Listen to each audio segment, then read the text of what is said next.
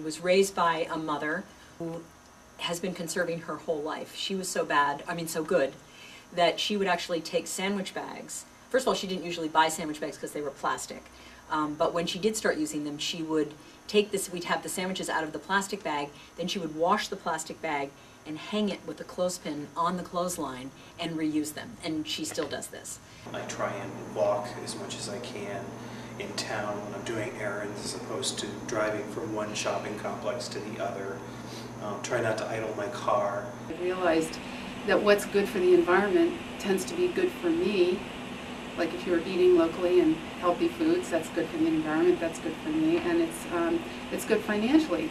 I mean, sometimes it's a little more expensive, but if you're healthier, that's a bonus that then doesn't cost you as much. So in our workplace, we're trying to conserve. We're also looking at a possible 4-day work week, so people won't have to drive 5 days a week.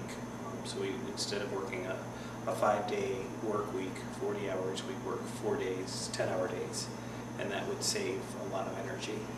And when I bring my lunch, I try to make sure that I bring my own cloth napkins and just little things like that, little doable things. And I'm going to try to ride my bike to work soon. I'm getting a tune-up on it this weekend, and I'm going to try to do it. I'm a little nervous. I just bought bottled water recently, and I don't buy bottled water as a rule. I use a SIG water bottle, which is refillable. And I happened to be somewhere I needed water. I bought a little bottle of water. It said, fresh, I didn't realize until after I bought it, fresh from Fiji, no human hands have touched this water. It's already come 3,000 miles or 2,000 miles around the earth. For me to drink it in Connecticut, you know, to me that we shouldn't be buying those bottles of water. I was kind of embarrassed that I bought the water.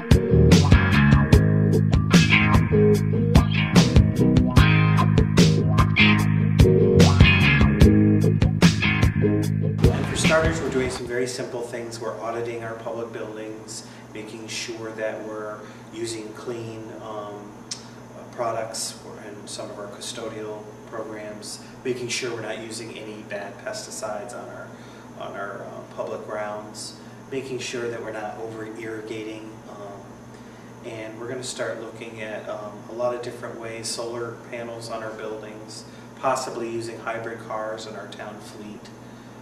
There's a lot of different ways that towns can embrace green practices, and I think it's important for the town to be an example and take the lead on this issue, and Simsbury is doing that, and the response so far from the community has been overwhelming. People are very enthusiastic. I am very excited about the environmental initiatives taking place in Simsbury. I really admire Mary Glassman and John Hampton's enthusiasm for the whole subject, and I see that there are so many people in town that really care about this. The environmental summit at Ethel Walker was very exciting. Linda Schofield is another one. She's excellent. Shout out to Linda. She had the litter lugging day in Simsbury, and there was so much enthusiasm. So many people showed up. So I think, and the response that I've gotten from my little television show has been overwhelming. So I think that people, oh, and there's somebody else, Steve Mitchell, who is he has a television show on SCTV, Trail Rated, and he's one of the proponents for the trails, the outdoor trails, and he had a meeting at Reno's, and so many more people showed up than he expected. Converting the town to the 20% by 2010 program, which basically ensures that Simsbury buys 20% of its power from clean energy sources by the year 2010. And the campaign engages residents and individuals to sign up toward clean energy, and for every 100 households we get, the town gets a free solar panel to be used on a school, to be used on a community building. So we're making great strides. There's a lot more we can do.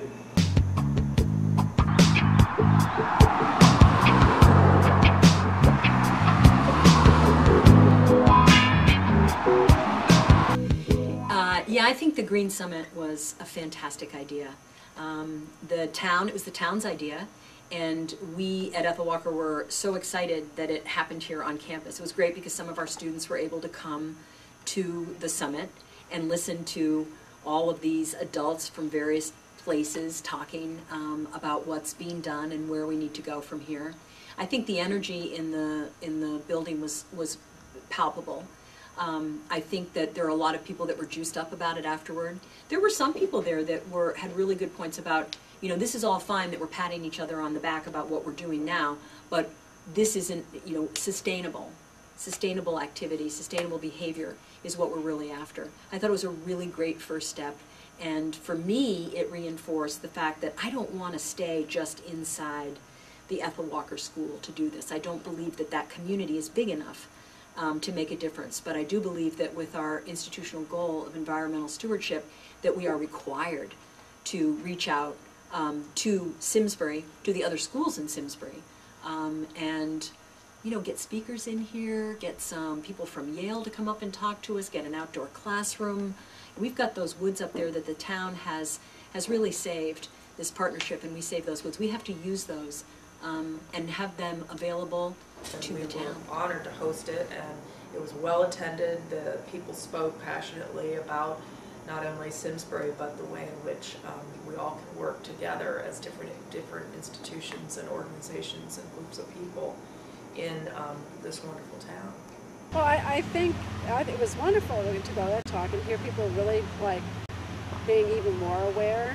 I think we've all done our own little thing, whether it was environmentally initiated or not. Maybe it was because it was cheaper to do something or easier, but it's like people finally have, gotten the message.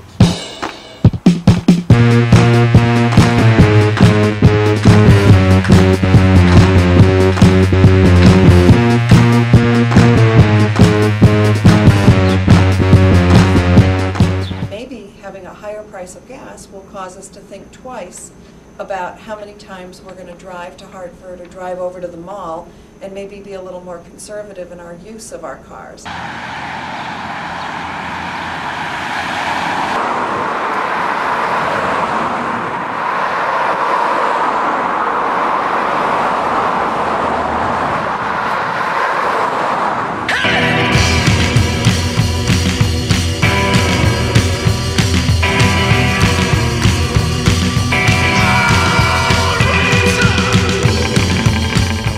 Walking out my front door in the morning, coming to work and hearing birds sing, is like I'm there.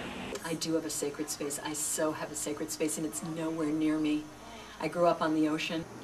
Yeah, I love being out in the woods or riding or taking a run on the fields, being near the ocean or in the mountains definitely feeds my soul and is something that has always been important to me. So I have a number of sacred spaces for sure. One's right outside my house, where whenever I need to make a big decision in my life, I go out and talk to the universe and say, let me know what to do and make it really clear, because I'm really stupid. Seems to work. Something usually happens. All right. My favorite natural connection to the planet is when I go fishing. I do fly fishing, catch and release fishing. But what I really am doing is I'm in nature, connecting to it and feeling almost like I'm in a worshiping circumstance. It's almost like, for me, like going to church. And it helps restore my soul, my sense of peace. And I have a favorite place right up Old Farms Road. There are some soccer fields, and it's all protected land now called Tall Meadow, and I walk in there pretty much every single day. Love it.